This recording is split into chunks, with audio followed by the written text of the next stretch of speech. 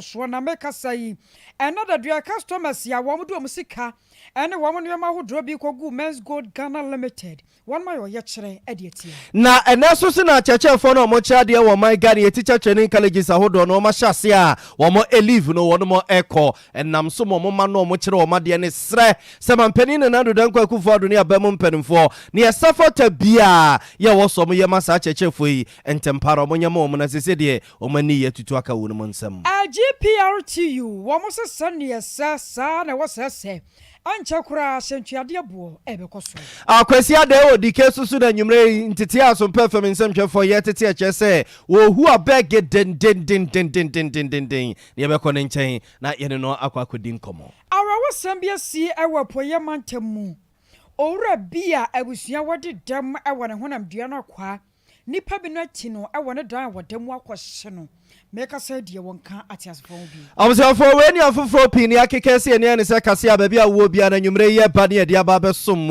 wadwenche no nsusu fa beka e ho wabra wo kan ho Facebook so we de kan ho no a ye de wase emu akwa aba safe na nam kwa mu kwa Sompa 93.1 FM Sompa 93.1 FM wadwenche no nsusu oduru ho no a wo de bia ho no ye gusu a ye be kase ne mamo ne ye be kenka de amamo na wo ko YouTube a Sompa TV Ghana Sompa TV Ghana also so do adwenche bia ho no mo a ye gusu a ye be kase ne mamo no ye be kenkan ede amamo abusu ye di ne sign na ya bo amali bia boga enwure mi ni obi ade a twede ene ma bogu ho akosia ejewa kwade boati ya nya pray na fe nsam no mobrodo ntwo yanko ne ko tutu na srani abasamfo mam ye hyase ede freeman pani na nadu danko akufo do wachima PSA be ma bo da na tena ye na wahye na nsa apropase of Flamantem voter region ya woso wokɔ na man pani no nwuma watu agu Flamantem ne mpotem no odani kotwa visa no ne tia santem akɔakɔdi akire akɔakɔ ba bia ekropa na man pani na nadu danko akufo do sha proba na senne no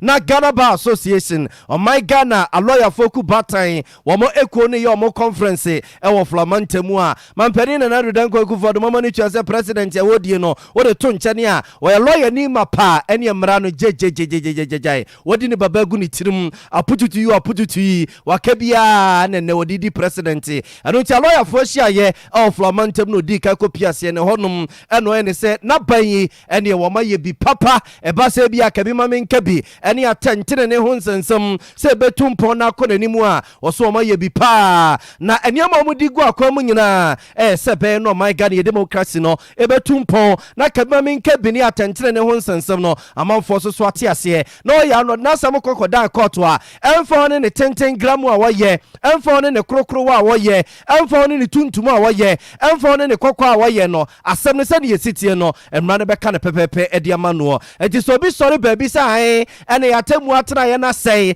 ene wose ye tuguo na se yebesiesie kura no a enye wo mo ho nei ene obetima siesie dia ma ye ne a wose sankrofo no so my Ghana dis ye nyina ye sori ne ye kasa editia sankrofo no se maka hyene so anche bia ene mampani da John Dramani Mahama Gonjare se konkra wote jatangma so pro soro wedie endi se amanyoko na lawyer fo nhye mu bia e kon so ankrapompre mantami papa edikotu gase onde ohun se yatemu atena ye no niema sei eniema dwerega eniema no ye ni ya enkoye kese nye titiru and chief justice ye ohoi so okoso the chief justice dia no my Ghana yatemu atena ye no se ya na se ya tentere ne kura no enhyeda enkoye bia do asem kodan court a 707 no a kese mo yo madwire so mbeka bia ma ban no eno anu mu ye na no man pedi na do dan ko akufo da kasa dia fa ho no we so no wo enye se wodi president da anase wodi president anase wo minister da anase wo yemrase bidwani wa obesore so my Ghana ye kadma min kabi eri yatemu atena ye no wo se wa no de esi wo mo ho agu o mani mase amana command ne dia eni o my Ghana de sie nyina ya bre da bia ya ba bedru no enye ne ye fra chi to bi bia obesore ya sa de no oso mamu ni nyina sore na sankrofo no ye kasa editia sa ne mana wo mo e chekere no a learned friend, and dare I say it, another product of Messieurs de Kufuor, Prempeh and Co. Government is constructing 100 new courts and bungalows for judges in all 16 regions of the country. 60% of these courts and bungalows have been completed and will be commissioned before the start of the legal year in October. The remaining 40% will be duly completed and commissioned by the end of the first quarter of 2023. 6 new regional high courts are also being constructed in the newly created regions, i.e. of Ahafo, Bono East, Northeast, Uti, Savannah, and Western North. 3 of the courts, that is those in Ahafo, Bono East, and Uti regions, will be completed and ready for commissioning again before October. The other 3, that is those in Northeast, Northeast, Savannah, and Western North, which are at 80% completion, will be ready for commissioning by the end of the first quarter of 2023.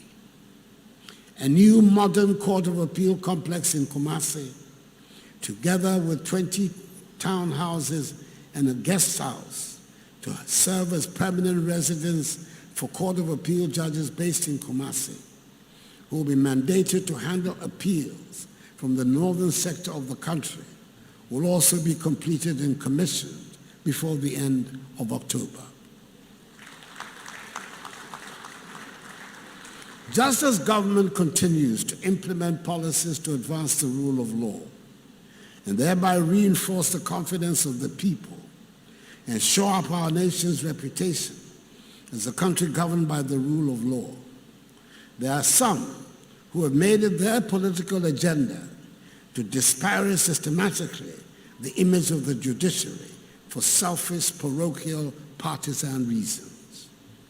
These are the plaintiffs who go to court, indeed to the highest court of the land, provide the skimpiest of evidence to back their claims, and yet insist that their claims be upheld, despite the elementary violation of the ancient common law rules for the discharge of the burden of proof that such a result would entail. It is no wonder that their claims were unanimously dismissed 7-0 by the apex court. The result of this case is in stark contrast to the result of a similar one in 2013, when the unsuccessful plaintiffs managed to persuade 4 out of a 9-member court to fine for them, and yet the earlier plaintiffs chose not to wage a political war.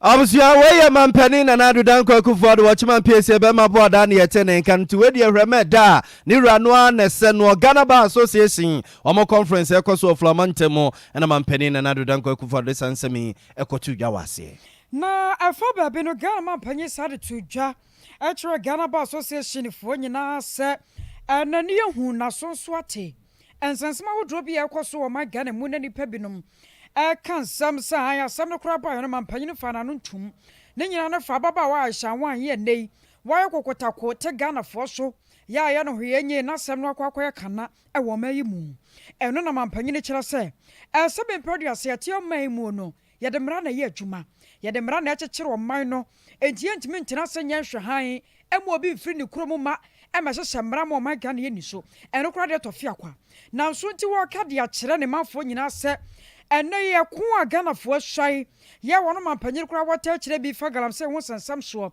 se ababa wa ahya wan ekwan kura wo fa so sa so free China mamu ebe o ma Ghana mu ye mamra annini no wo fo so pa na wo hye attorney general se ene ni kinada bebe bia da ahya wan ne ho sansam akwakodu no wo wasa Ghana mamra ne be di se ne be ye wo kine bi so obi firi kurom no obenya nyambra samwa wo be wasa Ghana ye de mra ana ye adwuma.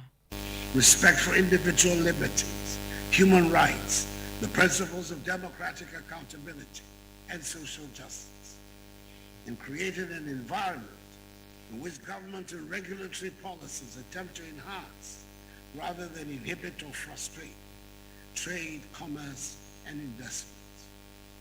May I, learned colleagues, assure you of my full support of the Attorney General in his determination to prosecute Aisha Huang and her collaborators, who apparently insist on flouting our laws against galamsey and illegal mining. I expect, if they are found guilty that the courts will apply the full rigor of the new amended Act 995, which has increased substantially the punishment for breaches of the law. Despite all the gains we have made in the Fourth Republic, we must acknowledge that we have not reached the potential we should have. The most persistent challenge we face continues to be eradicating poverty. We still have challenges in the performance of our public service. We face threats, traditional and contemporary, to our nation's security and social stability in the form of chieftaincy conflicts, land disputes, ethnic conflicts, terrorist threats, cybersecurity issues, youth unemployment, economic hardships, and corruption in our public life. In recent times, we've been witnessing significant difficulties in the management of the national economy, largely as a result of the impact of the COVID-19 pandemic on the global economy, which has been exacerbated by the effects of the Russian invasion of Ukraine. But the basic commitment to resolving these challenges within the framework of due process and democratic institutions. Awusua wari agara mampanyin abrofo kakraka wawesagu honom wo fragmentamu ya wokyerkyere mu ahyawan ya wokyere senane kyene ya wasagana mamra no ene nudi awusafo egusuwa de mu gyina mampani na nado dan kwakufodo na pro board ya kwakopie fragmentamu voter region ne Ghana Bar Association mo conference ya ene ekoso el fragmentamu mampani na nado dan kwakufodo de nemu nyam ekokopie ase ne nyono nko ne ko hobie osofo a wona hwe atentene ne ho nsensem so a ono akro na asaso ya ban lawyer penny lawyer Godfrey Yebo Adame susu kopie ase bi ma ono susu kokasa ne wo kyere se hwe wo ka ne prenye prenfa se na no asema mampani da John Dramani Mahama koka yene de wan kasa yi and this amanyokwa lawyer for conference e koso August bosome de to so duonu ngoche mampani da John Dramani Mahama nsema okobobo waso se ai na this amanyoko di asem kokoto a na Supreme Court ajaji fo yo muti we esan se mampani na nado dan kwakufo ne pa wonum na ja wo mo da na se enti no asem na se te se de obo wan so mabua de eti and this amanyoko no 7070 sa wa bra asem kro no mo de ba ye no e wo so mo tena se mo mani ko ho fifi mu didi mu ba bamum eti o masam no ebebo my Ghana yedem democracy ne abato commence no madwuma mo ye no o nye ne saa o na ajaji foi o mabua de eti and this amanyoko ne saa na saa nsem no mampani da John Dramani Mahama ka ye no no ra Godfrey Yebo Adame kyere se entweye obi a wadi president da ya wonim kwan a Supreme Court ajaji fo fa so ye o madwuma ya saa ajaji foi a wo kase mampani na nado dan kwakufado ena be pa wo mu ntino de asem kwa na o mu bua de amano no wo so so de wasem koi amo mu bua de ma wo ntia no no na yen ka ne se nie nti o ka che mampani da John Dramani Mahama se we de entweye na sebeya enani kyere ya se chopa bi kra ho no mo a won fa nko emfa ema Ghana ma de hie nyina ene atemuafo no a wo mu gu Supreme Court ho no. Judiciary has shown consistently that it is the last line of defense for our country. It was thus with great dismay and embarrassment that I heard a person who has occupied the highest office of state, former President John Mahama, recently launched an unwarranted attack on the integrity of Ghana's judiciary. And I observed that this was really the latest installment of systematic and caustic attacks on our court by the former president, albeit unjust. And I observed that this was really, and I'm compelled to comment on same in this address because they border on the security of the state and constitute a deliberate pattern of conduct aimed at undermining the independence of the judiciary, an arm of government whose autonomy is crucial to its proper functioning. Such conduct is clearly deplorable, coming from one who has occupied the highest office of president and aspires again to that office. At this moment, it's important to note that I express this sentiment not because I stand in opposition to former President Mahama as a politician. My dismay is founded more on the fact that I'm a lawyer, and every lawyer ought to be concerned about these kinds of views expressed by a political leader in this country. It will be a sore omission if I fail to recognize that there have been other leaders of the political party to which the former president belongs. I do not recall either the late Jerry John Rawlings or the late Professor John Evans Atta-Mills mount such a systematic and deliberate campaign of hate against the judiciary. In fact, never once did Professor Mills, Mr. Mahama's former boss, launch any attack at all on the judiciary. Closely examined, one will notice that the source of the former president's unjustified attacks on the judiciary is the unanimous dismissal by the Supreme Court of his rather porous election petition, which indeed, in my respectful view, was dead on arrival and bound to be dismissed by any court worth its salt. They cannot fail to note that his petition before the court in 2021 was a bundle of incompetent claims devoid of any substance. As stated already, the allegations of wrong aggregation of votes, and vote padding, which he put before the court, collectively involved only 6,622 votes, a figure which could not in any way affect the outcome of the presidential election. It is therefore perplexing how, if such a petition is dismissed by the court, it should form the basis for an allegation of unfair treatment by the court. It ought to be understood that it is the duty of the court to administer justice according to law.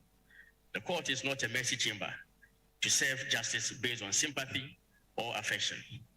I observed with even greater worry that the former president, who is a non-lawyer, made these comments at a meeting of the legal committee of his political party. Observe for your sofa, I want to hear my Ghana attention in the one sense. So no corner is also a ban lawyer penny. Lawyer Godfrey about Damini attending Canina.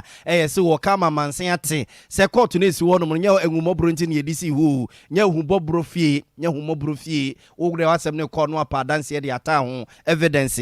Now Konya Kubusa said, Diana or the Abanese Yama Wono, Wadansia Wahena, Kokasi Unkubusa Wayanwa, Ujina Honana, Samania Koya Nasia by. Utimofo no 2 1 day. What one Musu only masam no home achekra wona aba be cheche asem no do wadanse atato one fa danse ama na asem no yebubo wa osian na mo de bia de asem ba no mabu aboyen de bia de asem ba no madi atia yen wona one fa danse anko no de wonka nkire amansan se one fa danse anko etiwei lawyer Godfred yebu adame so de a okekan ye de kire mampani da John Dramani Mahama ora ya wa champion bo for your president Adama Ghana Bar Association and on so actually what ta January say one more to me, Yakita, one more sabin produce, and yet to me be akeke.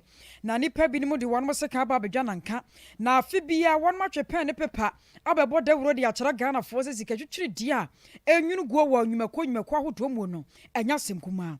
Was a no young quatia. 17.4 billion Ghana cities national my Ghana when you may quaho to moon. Ninani yesaya so cantania de conso, and you go crofobotome, and ya fibia. What a tajan was a Haman Bwebeba.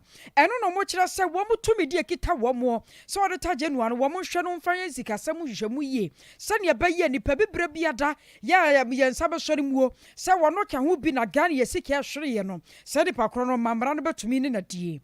Now, our brother Wamoson and some truck for doing come our Flamantamu.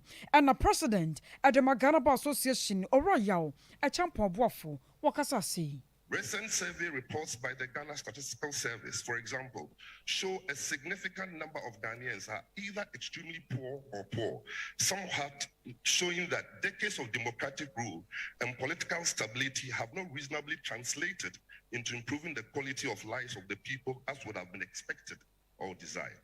Along with that is the perennial issue of corruption, by which scarce state resources are plundered and finds their way into private pockets to the detriment of the masses who have genuine expectations of an improvement in their living conditions, quality of lives, and capacity to succeed economically. The recent Auditor General's report and the revelations therein, although not new, is still a sad commentary on the state of corruption, plundering, embezzlement, and mismanagement of the public purse in this country. While we call on government to continue to implement policies, including novel ones and best practices from around the globe to deal with and contain corruption, in the interim, the GBA joins in the call of some civil society organizations on the need for the Auditor General to unfailingly exercise his constitutional and statutory powers to issue surcharge and disallowances, powers that have received judicial blessing of the Supreme Court against persons and entities cited for stated financial irregularities as one key and effective tool to protect public funds.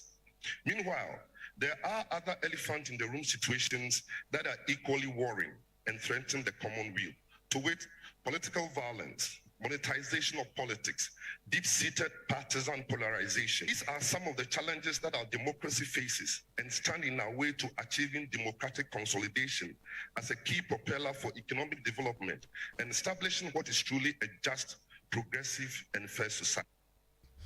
Way a president Adema Ghana Bar Association. Ora ya wa champo boafo no sha de ta general senani chine ya. Won hwe na won mutumi ye kita wo mo no. Won fanya adwuma.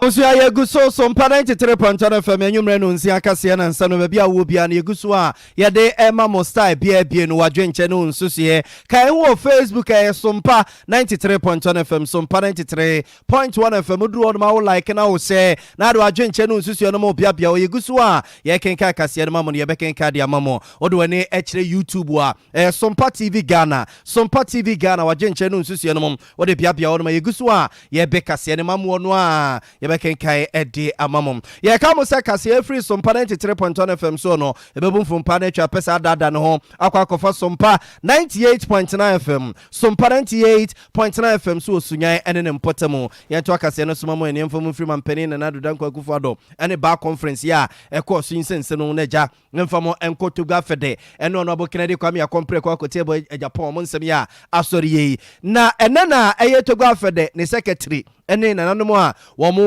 eye Asogli state de krata ba bonten se nyamie no bonsamatiko we de eye mfumso pa ene baye ene ma onabo Kennedy kwame ya compre kokote ebo Japan sen central mrasebejani wo eton safre no se wo bayira fasha wo edie na busua wo mra bi na mo de amomeka wo Facebook na behwe video no Honorable Kennedy kwame ya compre kwa Japan ni ema wode ekoma nananom emro mu di bayira fashe no mo de krata bre no eton safre ne se womra no mfra ni monyam meta akiri na wo yi se Honorable Kennedy kwame ya compre kwa Japan ye mrase odwane ne to nkyere ne yere ya onene da bom so di bom didi bom dware bom ye bibia bom a Stella ono sususu no wo ya nwunani enti na kese ne nsew nom ena edi afahye na o maton safre no ena wo kobie na mama no twa se nananom susu odem ne ye nkono ensapan saa nananom atena se kura no a enye se bia ya afahye ana se bia ye dwumadie bi no mudie na o makọ asetena okọ nananom anim no untimi mfa sapan enkonti onabo kwam ye Japan susu kọ no ye se ne doko kakra insuo kakra nananom awo beba be wo amuntu omo ba monye na momfa nsum wo num onabo Kennedy Japan de sa niema we ma nananom wo Asogli toga fede ne dom ne ahemfo ene ne mpanimfo wode ma wo num ne se wo mopo befo ade ya wo se papa na kaseti o mumrebi enti sa kaseti ano a wonya toga fede ene adehye wo Asogli ne mpatamunti no eniema no omogia enyeye na eba ye die mama ni tuamanfo ye wo matutu na sere ne abase frifiada no a na memene dane ne kwasi ada de amanfo abone se dwie wo mayi mu na eno na toga fede chọchọfo pani abrantie Steven Tete de krata ba bonten kire se mfumso ne bae mfumso pa ene bae enyo mo pran ya se Honorable Kennedy Japan ne nkumbe invite no na kwan fa so kra no a krata na so ma hwe enti chopa eno mo de be ma nemum enema ne de se ne omo ka no mo ko mo nye na Kennedy Japan no so no wakese tia nananom ene adehye wo Asogli eno nti na ma enema no wo mo epo ya edu ba bi kra na mranche ne maba wa ewodwa bonase no na ase omo huru pape kakra na busua we ne ye tete edi free toga fede ene nananom a wo Asogli ene ne mpotam wo matena ye na nke ehwe ne mo se ye ne owura Steven Teta wo secretary de matuga fede ebetwetwe nkomo kakra na ye busa ensem bi wo ho nenso homa no enim wa ye toato a ye nya papa no a ye ne no ebedi nkomo ye aye konsem foforo mo na afempem yenu ane dunwotwe 2018 ni mu na Ghana banjena ne tumi so ama sika krobia ba ko a no kra de goldu ena na wo mo de hu dwuma ya Men's Gold Ghana Limited wade na sato so yin nyina no fa enkrata asem ano mo kire se animu wo Ghana mu na ekoba na sa na de hye bi odo sika ko hye mu abusua ebuka dodo no asim ma ne kwaya ho sempa na wo bubu asara na no a na semfinsha makomako enan pepepenie ene yete hui eno nam so ma adehye bi odo sika kogu ho wo monka bomu kuo na dadue wo mo ye kire na wo ye kire wo mo ye ni nyina dadi tia Ghana ba kire sa fedi aye ye wo mo bredodo wo mo nim se agana na pia mensa na mo ye nam ne sunti Men's Gold du ene anwonwene ne se ejotwere ban wo na ne ka no aban ntumi kan kase no anka anya hwe kura na ban ne betumi de na gina mara no na wo mo sika no watua ne kakra na so wo mo hwɛ ne mu amfinhyia 9 nie ɛyɛ yɛhwɛ bua da nam so nti ekuo ne keka wɔn ho de akyerɛ na wɔn de krataa akɔ akɔma mampanyin nadro akyerɛ sɛ afɛdeɛ ɛkɔm de wɔn na ekuo no kasamafo owura Fred Forsen wɔn ne di wɔn mu animu yɛ krataa no wɔn de kɔ mampanyin atena yɛ ɛde kɔ kyerɛ yɛ kyerɛ sɛ wɔde wɔn sra da Ghana mampanyin mmerɛ mu na deɛ duru deɛ ano yɛ ayɛ den ɛde ama wɔn mom yɛn tie wɔ abra wɔn mo nante yɛ ɔyɛ kyerɛ nom de ho krataa ɛkɔma mampanyin senior president ɛna kyitafo ɛde asɛm no ɛtu dwafai enti nanado ene ba ya wo se abrantie adwuma ne ye fro a wode ne nsa beto so a wanyina ho angigi ye sika amayen eya fraud na sika no won kensa nanado ehwe ema ye nyina ye sika ansa na mo beto adwuma ni mu a mo atum my money is 200,000 the old is 2 billion is immense good now so now I'm even now. Omo ye wood dosu. Ya yale dosu. Ya warrior good dosu. Ya panicho. Until an inshire kakra. Yes, you can man phone in a mano. Yes, run a pound share. Ya panicho. And no pay. And I'm person mekan. Atreno. In fact, I'm not well. So this is what is happening. So Nanado, if he's claiming that he's a Christian, if he's claiming that he's a real president there, then you should give us some money. 4 years down the lane. We have lost a lot of our people, not less than 185. Many are ill. There are many orphans. Children's future is in jeopardy. We don't know what is happening. So today, the message to the president is simple: that it is high time the president he has so much powers. One of them is that he is able to show compassion. Anuachino, Director of Operations, woman Panyana Tana, Ora Lord Come, one also so, and a Gina Ganaman Panyana Mua, what just Sacratano, one also Akasai, Mumayin Tirui. Using your petition certainly would be looked at. I've been asked by the president to represent him and receive this petition. Unfortunately, as I speak to you now, he's addressing the Ghana Bar Conference in O. And follow up with a tour of the Volta region. So on behalf of the President of the Republic, I received this petition in this document. I would forward it to him when he arrives tomorrow evening, and I'm sure that whatever needs to be done would be done. You know your president already, and I'm sure that whatever processes that has been started,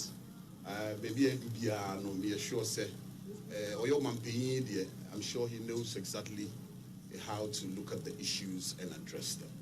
So I thank you, and we're looking forward to still that meeting between us so we can get into details. Director of Operations, woman Panyana Tana, Yana, Ayakoma, so Naya, President, and also Ra Francis. Aquacodim Koma, Wakawam, where you know 1 year BMS good, customers in Whoopie. You're Francis Yamaju. Oh, Francis Madue.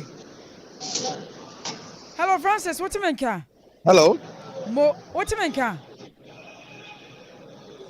Francis, I'll feed you, yeah. Oh. I was say about my day say and Sabaka, you're Francis. I want woman so nigh and a dune commodia friend. Why, I should have called so no. Now, one more assassin boy moon. I'll feed you, yeah.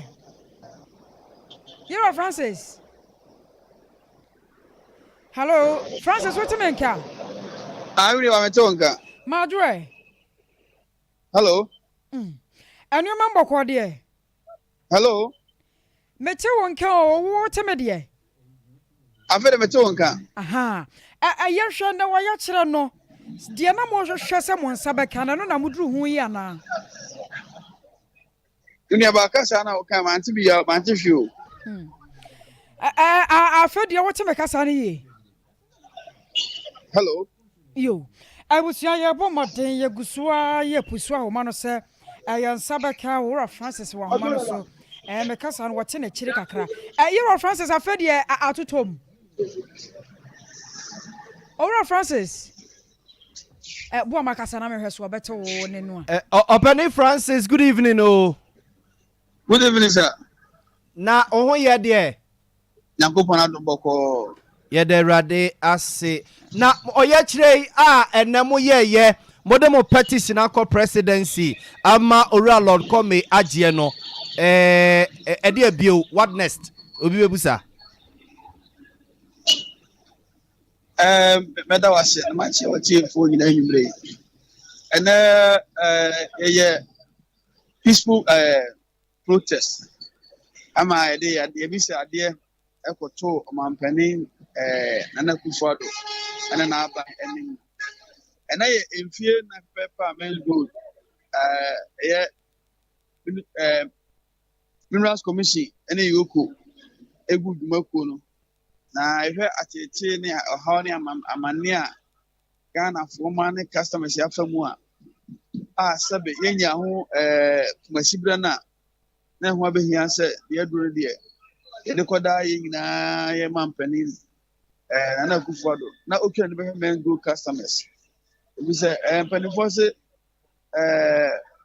kani entena fie emasi dia semfo enti ana yewra Lord Kwame ebe share Black Star Square ho ema waje yen petition no ema ya no baba say omampani ekobota region ekodi 2 days bedura ole answer beto ni na de ho bia no so no enya ho muaye enti na de ene ekowie no And not just a more track was this a Ghana man penny by Babebois.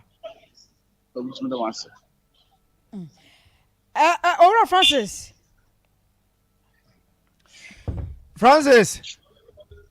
Hello. Francis enti se se de na kyesa mo atwene mu se mampani na na dodan kwa Kufuado beba na mate response bi afri ne ho E ba twan sanity. Panin ma yati assess onu antimi fa ne page bibia na mampani na share ne say o ma di sa petition enti o mampani board ho amane nyina bebo no na de wo bia no so no emfri enen ko next week ni de ebenya ho muaye afri ho no yeah Francis any audio me fancy ya muaye ne ba ye besa abomatena ene ne mababedi nkomo why yo mesme da mwas I was for Penny Francis eka cause you na say men's good for no ho okay men's good wo mo ene mo ye oye kire no okay ene ene ne kodi nkomo ntina na to aso ho ma me yo ye besa akwa ma no so ne Dr. Atiku akwa kodi nkomo papa yi e ba amanyosem ne ho nsensem a wabene mu pa osaso e kire ho ade e wo University of Ghana Legon na mama ni tua so hima liziko akura efrantuma ni tintimu ya mpenifo aye hyehye wo London abonten so a na yiyo no e baso na enwumre ntete aso mpa fam nsantwefo ababeto ya proso kyese yuka bane de krata abonten se omo ka kira brempon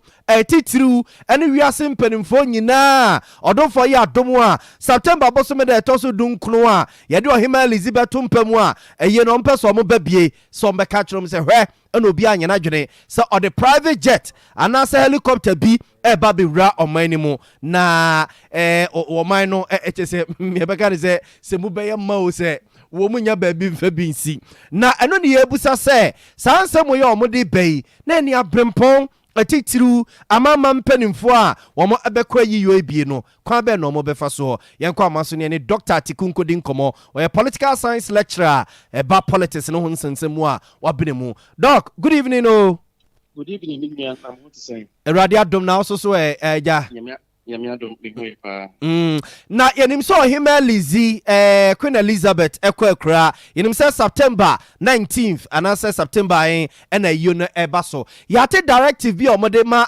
ewiase nyina mpanimfo say hwe no bi amfa private jet ama eye ni bi no helicopters na yebusa say yamfa private jet ya ma say me bia president of Ebia Sierra Leone me president of Ghana na me ko eye ni bi na me presidential jet ya na mo se ma me fa private jet ma me dem akwa eye no yo menya me da se me fa wa fidi so na me ntia watifo nyina o se aye bia ba ni aye no esini na so no ono na how aye no organize no ebisi afa enti ni omo aye yin se omo eba be firu na omo holding no ewo Westminster Abbey so what I say no Westminster Abbey no omo city capacity no is about 2,000 so what I say me ma call several times ewo me as a common scholar so mostly no they are looking at the number of people that will be coming, even within. Hello. Yes, so within, if I say even UK, look at the number of government officials from different now I'm so several, if I say, every country be our bebano president, we a principal, if I say invitee, we dinipa bakubeka say be or more president, be a prime minister, be a president Becca be a mini prime minister neighbor, and now President Becca be a mini as neighbor, and I say be a president, many neighbor. So they have requested for only 2 because almost sitting capacity. Apart from that, almost let's say more beyond private jet, and I say a helicopter. Because land in Ankasano, there are about 6 major but largely London City, Luton, but Gatwick, Heathrow, Namuslu, even though they are also lying outskirts, it's like they are trying to protect a number in terms of security. So once let's say, there's a particular point site be or guests now mobile or may receive now drive from where a friend say it be a moving meeting now or Westminster Abbey Honomo for the main funeral event now a bit take place. So I think that is a idea protocol now or more who said BB a friend saying BB that is how they want to organize it. And for some of us, I think that it is a good thing. Say Obia private jet because so we are already having problems with economy. So said they don't because Uncle say why wouldn't in Africa you see the number of presidents in it we just need one person and a principal a person now will lead and another person so 2. So basically I think that I do not find anything wrong with it, whether in terms of international relations, a protocol now, and they have taken everything on board. You said there are several, if it's a man paying for baby, a beba. So, man to be on control, 2,200 capacity. Why in the Beko, in a wine that day, so once from the beginning, no, my SPN say, okay, president, most likely to be a president around the world will come. Abia, President Eba, another person, we can manage and then make sure say Ubia to me.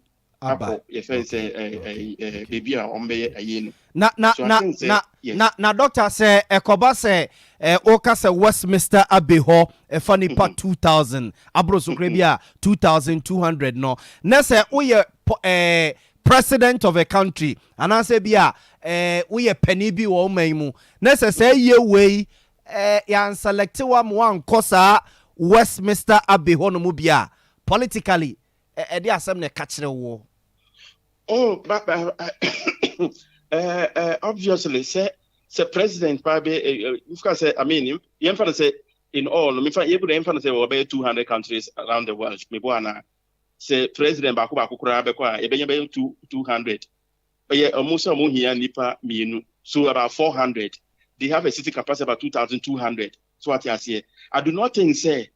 I mean, country be or unless maybe a democratic country, and I say a beer and Tokwa, and I say BB or certainly a bin or a bit back. I said no, maybe because of your record now as a president, any values of democracy, any values of this, a bobra, and a beer that may be the reason, but fast a beer country be or a democracy, there's no problem in when you this meet me as your Mukwan say they shouldn't come. Donc, on say, Sauhe, almost say, Omodia Banoa, almost say, by selection, Westminster Abbey Hall, almost say, Nipa 2000 will be selected to attend a South function. No, not Yebabusa say, Commonwealth countries, Ghana, Kahubi, no, yes, politically automatic slaughter now, Commonwealth countries, certainly Commonwealth countries, because the Queen, on any head of the Commonwealth. Okay. So what I say, the Queen on any head of the Commonwealth. So say the head of the Commonwealth,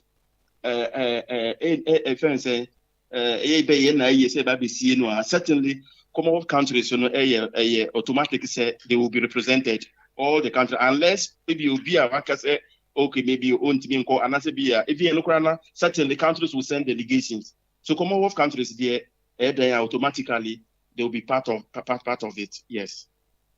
Look, adeɛ baako so social media trend power Queen Elizabeth you ho Ghana for ne tua sɛ ɛyɛ de ma ɔrɛ ho da ebi akotwa ntoma ebi etwa white ebi etwa asɛ brown kakra ɛna ebi so etwa very dark tuntum kakra na saa deɛ we Ghana for ye no politically no ɛde signals ɛna send it to UK for yi ombefa is serious and also omeka Ghana they as usual concert party na ede no ombefa ye signals be na send it to omo say yes adie we Ghana ombehu sadie we enye first of all omo no enye omo they will not see it as a bad thing they say be amamre tradition say opinion to say and say British Queen away head of the Commonwealth already Ghana Sudan for a very long time. The time now independence basically it is the way now so to the British, I think and I say baby high commissioner things like that. The one who say, oh, there is that connection between the Ghana. And then, because in Black Africa, and Ghana happened to be the first country to gain independence. So that tradition, that history, so for them, I think that they will see it as a good thing. And I would buy a side as well. Well, if people are buying, certainly say amount for now, so the economic aspect, President Tamils, we are nothing. Several people made business out of it. So what I see. So I do not think say idea they will see it say a concept party. No, they will only see it as it's part of your tradition. Okay. Yes, I will share UK almost more tradition. We should and everything, even near Emma, Bibi or yeah, it's part of our tradition. Say a dream can this is what we do. So they will see it as part of your traditional and that is how we connect with the British people. So say the Bonibia from their side, yes. Doc, that's a pa na eja Queen ye die ene ho politics a womb ene ho traditions a womb die ye ne wa na be na o educate yen na yesua ne ma piwo hom ti anwumre die ye da se nti eguso ye kwa enim no ye be sa ba won che ye da se pa. I was for Dr. Stephen Dr. Abdul Jalilu Atiku. Dr. Abdul Jalilu Atiku, or a political science lecturer at the University of Ghana, Legon. And he trained Danwa, or him a bed dampem no ye funda hono. Nyasam ketwakra dano me bomi kuntuma abasa winam di be front to me. And yeah, pamon to man and to man be kademo. Oh, maybe ever call. Said somebody selecting. Somebody invite there be a denimuno. Na bonte. One band me say. Me better photo. Sompa band me. Sompa TV band me. It's me better photo. Yeah, Ghana vote ye. Sompa TV. Me be jino na ma report ma to amamo. Oh, maybe I go to. I was over your question from mu. Na GPRTU.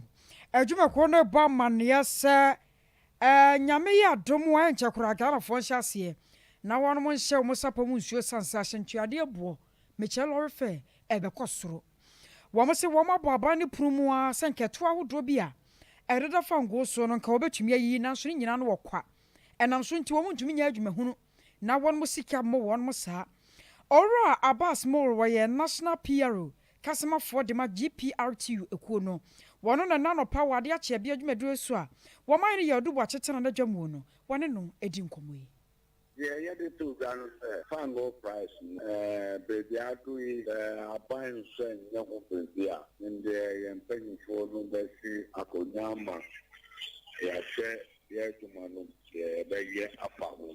Dasema, yeah, the two gallon. Oh, Darian Tino. Oh, probably this week. And now the latest weather next week. Yeah, Papa Bontin, painful no Shakunya, yeah, that can't be a Baba. For it is now you pay 30% of this one.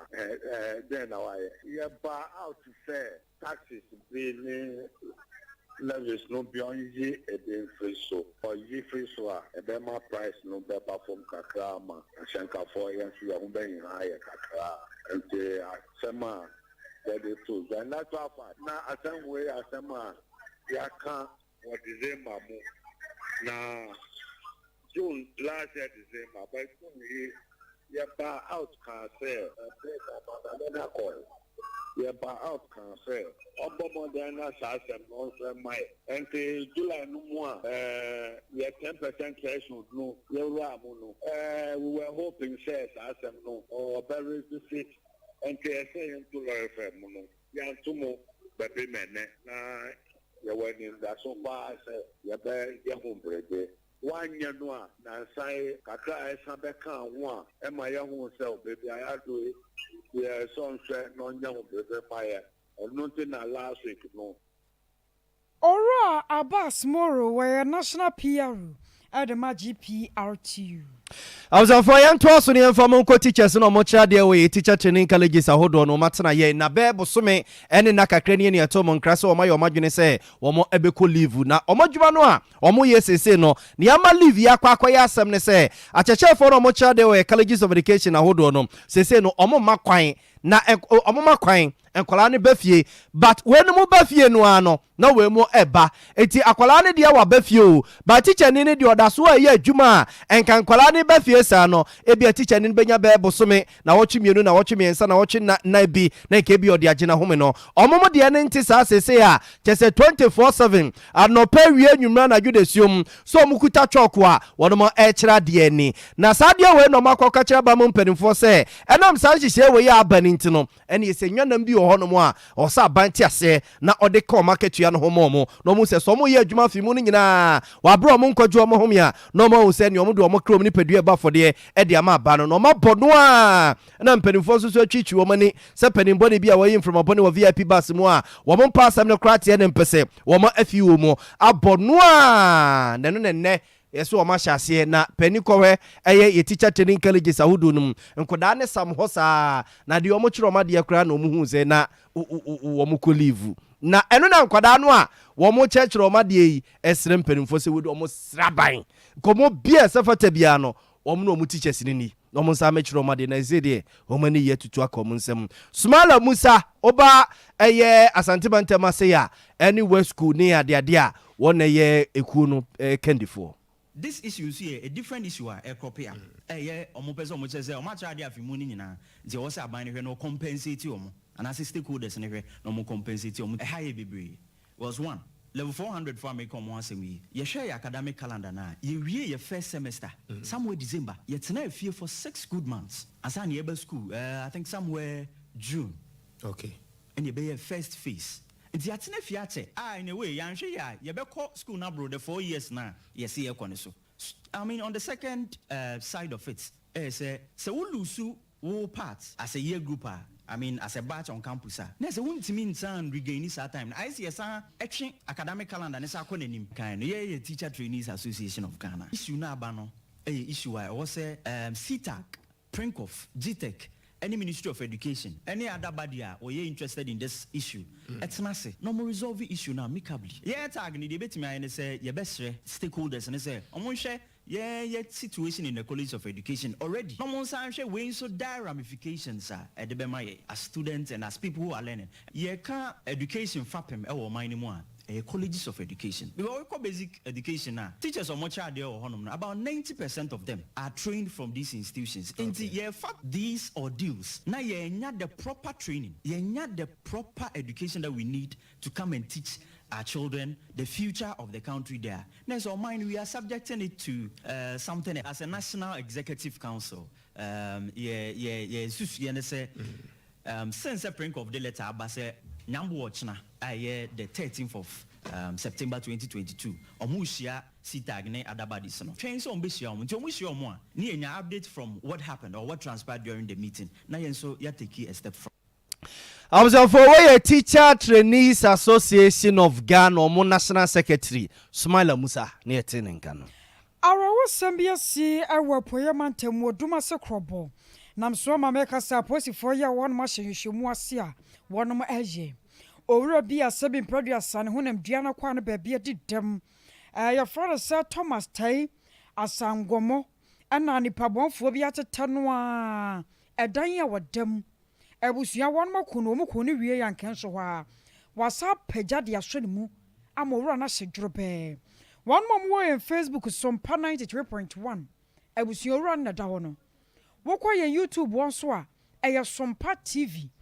Enti nipa da senina one machine afra empower da so ama wa shedrobe chese. Wontumi hunu ne nipa ban no sene esitie ena chance sisi ne nchen cement enso won chen na adokode apoti a nipa bonfo no bepaye wo wura ne nche de abusua nya de aba beto dwa na momo no ne yetete bibi se wo mu abusua sase ye wo wura no nanka wo so obetumi asi pie ba ko bi di asi so enti wo bi ntumi hunu se bi no so ana nipa bi no mode ne tetantete akwakokunu wodan ya wodamu dia mu hwehwemu nya mai na wo wura no ne humfonyini na eda yen Facebook wono video ne yetwa de saa wokọ mo obenya bi ne wahwe asemi nti na ke yebo modin se yen sabeka assembly member na yene no wadi nkomo owura Joseph Kwame Echampon anyonongu na yene na kasade afa ho no wakyerechemu ekwan poti afa so baaye ne wono akwakoya assembly member sa no yere o manfo bebo na mane bia no ane obi ewo ntokwa manso twi bi nenam so ma ne koba sa na so nyina da ya pusu ahoma no a enya de wo so ye to so nyame ya do no ekohe eto ne ye de anwuma esefo yeguso a Sompa 93.1 FM enwumre no nsia kase na nsa bia wo bia ne yeguso a ne mama style bia no wagente no nsusu ne fabra yeguso a ye be kase ne mambo no ye be no mambo se ensam na ye bobosi a na ade adwenkyere ene nsusu ne be fa ho abanye se bia ena ade nanam ba bi na we susu de nam nifa na we de nam bonkum bia ni o de ba na ye kenka de amamum na yankwa ma no so ne ye ewura akwasi ade odike enkudin komo papa yi wono ene leader founder bankroller edema United Front Party amanyuku no ne nyina se yetete se ode echopa kese akọ ede amamenhia hemfie His Excellency Majoy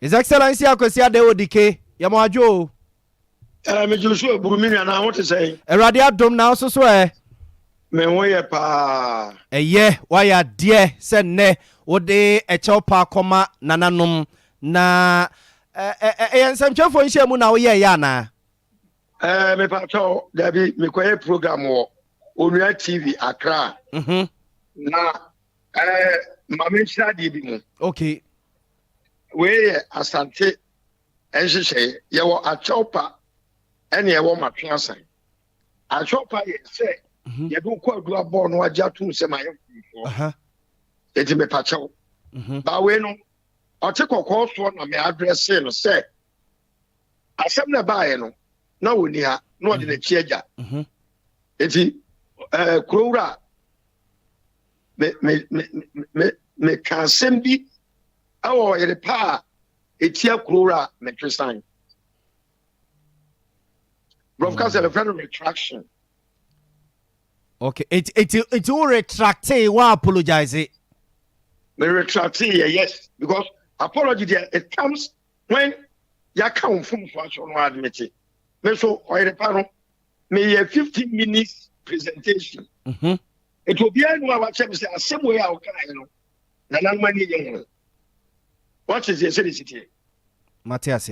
But said me de me wura me som no me okasa me na ko mumfiri so I'm runabout enko tech mra me meya am open so it is a simple me kan ya anya na de no me twesan Na His Excellency asem no de he na wo kan ya office anye ne de. Ya de be for bit ma cheme no mo so. Wo man frem ahinimu. Mama mo man kan chesa kwasi. Asem we anyway a wo kan ye no. Etia nananom.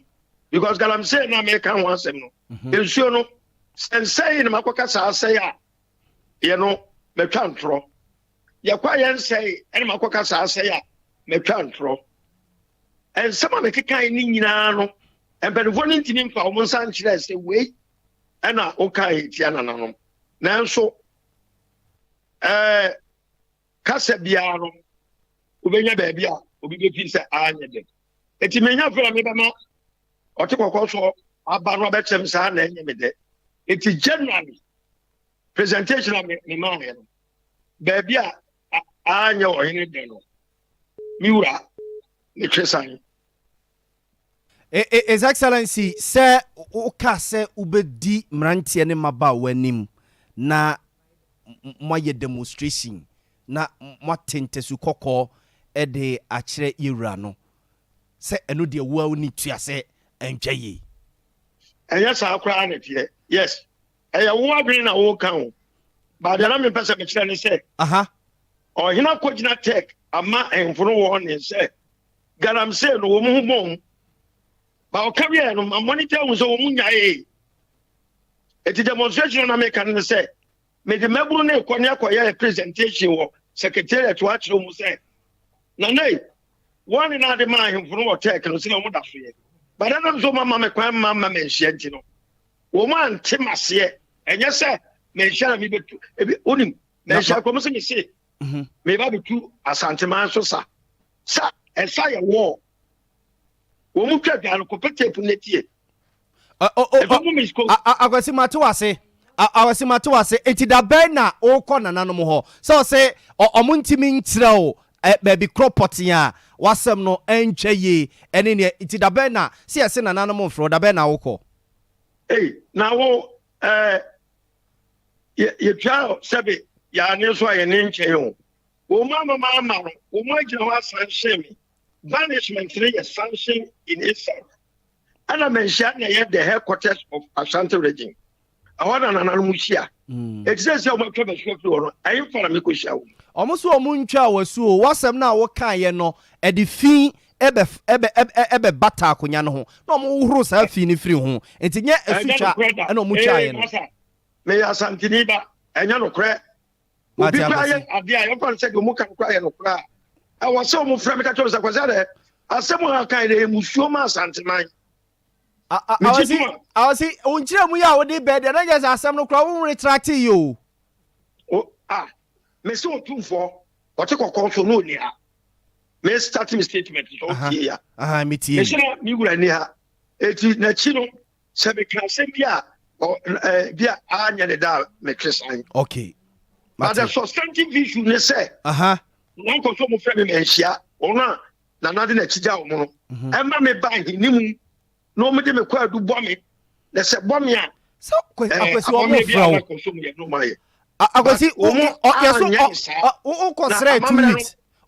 2 weeks. I was he. Say, consider 2 weeks. 2 weeks and then so. Some me consider 2 weeks, you know.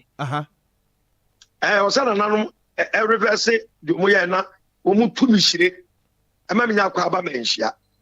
It is Omu Tushra, Yabanashua, and Yamam Yudin, spiritually, you know. Would defy, we are defiant, who bet to me and spiritual implications. Okay. And physically, Yabanishu Fribabina said, we are a cabin sense of the Koa, will be a vicinity will be to be proud. And I think it's a woman and unknown, as you say. It is as I said, I'll quiet to say, I got it, baby. Okay. As I'm telling my man to me in a general school, and I'm a trumpet for now said, oh, Santa Mamma. As I was to share for you, Matthias Yakwasi.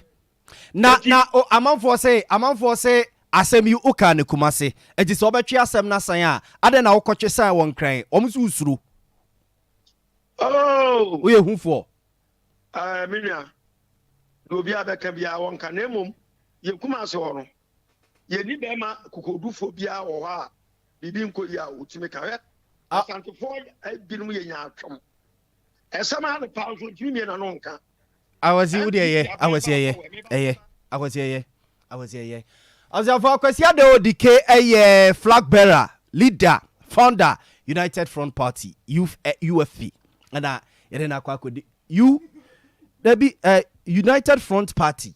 And as you say, no, I'm the UPP, United Progressive Party. They say UPP.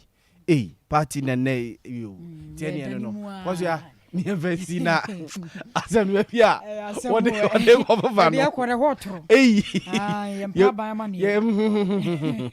I was your Kwabarsanwa. We also have Sompa 93.1 Kens are Yamia Domwa if you had be a babu so a real no me no copim no me and son. I don't sure about you are Kennedy Japan. Marshal Johnny the Madisha was Sun Central, but on person so. The one salmon kwa. If you die a war no, na shasi and mofra se, when ye, Sukua wako yana motu be a watu, NPP amanyukono or womono, baby a waya quaco dream, I was you back on wasem, and tia tibi pa, never boam or brabo to me akuye. Our mafia series and so, woman can one else shown. Seriously, papa, when you be sure about wow, while brabo never call ya mount, was sitting on my son, what do you be a pa, a mafia. 21st Clinic one masos and extra comfort limited. Wokuramusi chuche. Abe herba clinic in shoka who be. And a femidima for herba center. Wobedwa smama ama wato pa.